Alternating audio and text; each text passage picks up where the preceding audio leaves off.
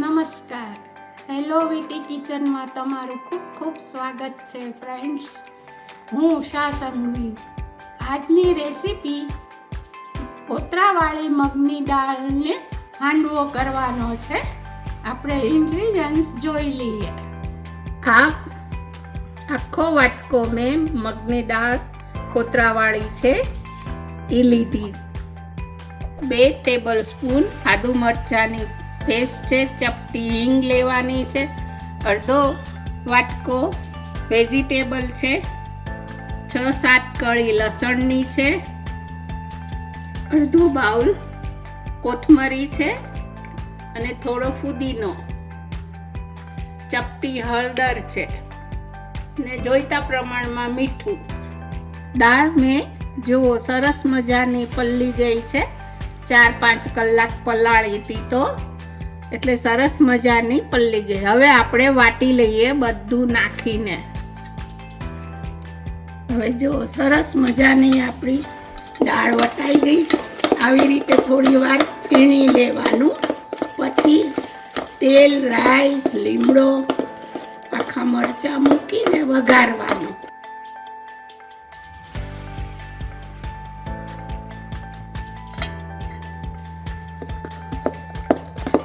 Mixer સરસ મજાનું પીણાઈ ગયું છે. હવે આપણે વેજીટેબલ નાખી દઈએ અને વાટવામાં મેં બધું નાખી દીધેલું.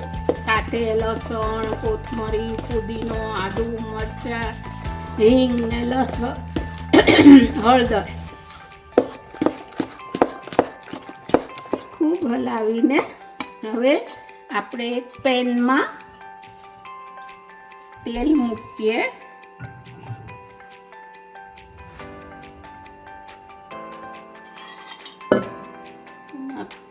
½ ટીસ્પૂન રાઈ નાખવાની.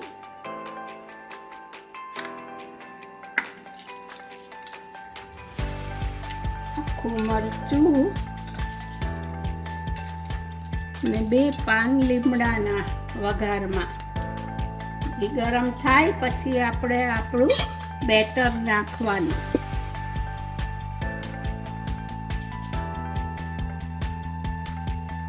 હવે સરસ મજાની રાઈ, લીમડો, મરચું બધું સરસ થઈ ગયું. હવે આપણે બેટર નાખીએ અંદર. તમારે જેટલું થીક જોતો હોય એ પ્રમાણે નાખવાનું.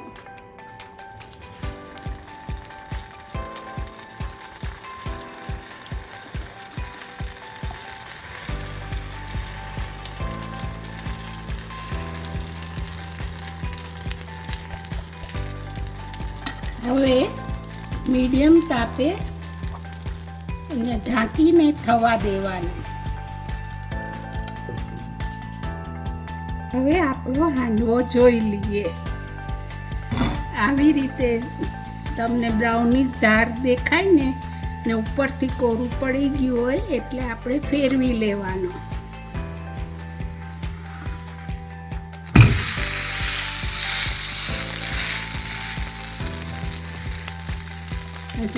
હવે પાછો 10 મિનિટ થવા દેવાનો. હવે આપણો હાંડવો તૈયાર થઈ ગયો છે.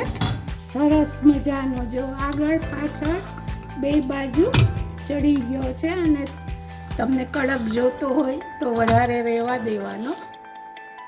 એટલે આપણો રેડી છે. હવે સરસ મજાનો હાંડવો તૈયાર થઈ ગયો છે અને પ્લેટિંગમાં છે.